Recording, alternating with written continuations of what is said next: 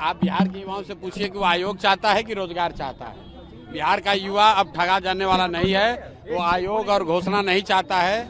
हम लोग की मांग है कि लोकसभा में जिस वोटर लिस्ट से चुनाव हुआ था, मोदी जी उसी से चुने गए हैं।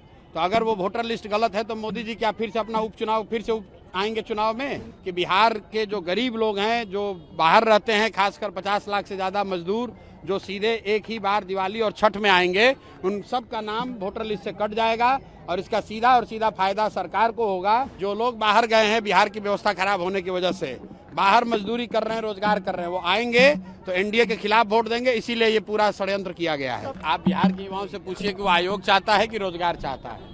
बिहार का युवा अब ठगा जाने वाला नहीं है, वो आयोग और घोषणा नहीं चाहता है। नीतीश कुमार ने 2015 में ये वादा किया था कि 18 साल से 35 साल के तक जितने युवा हैं, जब तक उनको नौकरी नहीं मिलेगी, रोजगार नहीं मिलेगा, तब तक उनको 1000 रुपए का हर महीने बेरोजगारी भत्ता मिलेगा।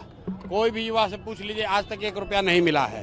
तो युवा आयोग बनाने से कुछ नहीं होगा। आयोग बनाकर नीतीश कुमार के जो 4 चाटुकार मंत्री और अफसर हैं, वो अपने परिवार वालों को वहाँ नौकरी दिलवाएंगे। बिहार का युवा जो बेरोजगार था वो बेरोजगार ही रहेगा।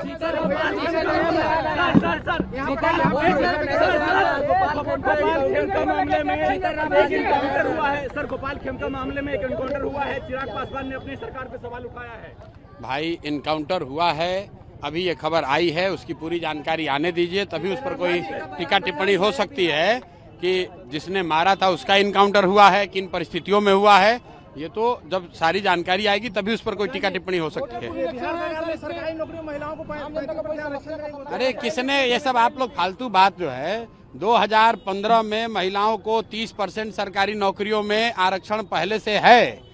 ये नीतीश कुमार पहले ही का घोषणा फिर से दोबारा घोषणा करके बेवकूफ बना रहा है। बिल्कुल जो वोटर लिस्ट रिवीजन हो रहा है ये गलत रिवीजन है।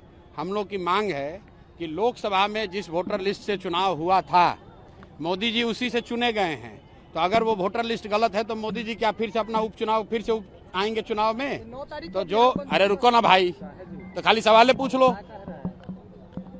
वोटर लिस्ट में जो संशोधन हो रहा है उसका हम लोग विरोध करते हैं और हम लोग की मांग है कि जो लोकसभा में वोटर लिस्ट इस्तेमाल किया गया था उसको इसी चुनाव आयोग ने बनाया था, सारे जांच परख के बाद बनाया था। उसके आधार पर देश का चुनाव हुआ है, प्रधानमंत्री का चुनाव हुआ है।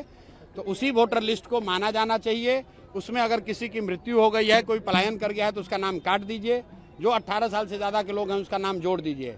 लेकिन फिर से रिवीजन करने का मतलब है कि बिहार के जो गरीब लोग हैं, जो बाहर रहते हैं, खासकर 50 लाख से ज्यादा मजदूर जो सीधे एक ही बार दिवाली और छठ में आएंगे, उन सब का नाम वोटर लिस्ट से कट जाएगा और इसका सीधा और सीधा फायदा सरकार को होगा। क्योंकि सरकार डरी हुई है कि जो लोग बाहर गए हैं बिहार की व्यवस्था खराब होने की वजह से, बाहर मजदूरी कर रहे हैं, रोजगार कर रहे हैं, वो आएंगे तो एनडीए के खिलाफ वोट देंगे। इसीलिए ये पूरा षड्यंत्र किया गया है। समर्थन कर रही है क्या सर बंदी का? बिल्कुल नहीं करती है। हम लोग लंपट लोगों का पार्टी नहीं है कि अगर आप बिहार बंद कीजिएगा तो उससे किसका नुकसान होगा? उससे बिहार की जनता का नुकसान होगा। जो लोग रोजी रोटी करते हैं, रेड़ी पट्टी लगाते हैं, जो दुकान चलाते हैं, उनका नुकसान होगा। आपका बच्चा कल बीमार पड़ेगा, उसको हॉस्पिटल में ले जाना है, ये लोग बंद कर देंगे, आपका परिवार सफर करेगा। तो हम लोग किसी भी बंद का, इस तरह की घटना का समर्थन नहीं करते हैं। हम लोग इसको लोकतांत्रिक तरीके से लड़ना चाहते हैं, इलेक्शन कमीशन को जाकर अपनी बात रखना चाहते हैं, प्रेस के माध्यम से जनता को बताना चाहते हैं। जरूरत पड़ेगी तो कोर्ट में जाकर कोर्ट में लड़ाई लड़ी जाएगी। ये धरना प्रदर्शन बंद करना, इससे समाज का, बिहार का नुकसान है, उससे कोई फायदा नहीं, और सिर्फ राजनीतिक रोटी सेकने का परिणाम।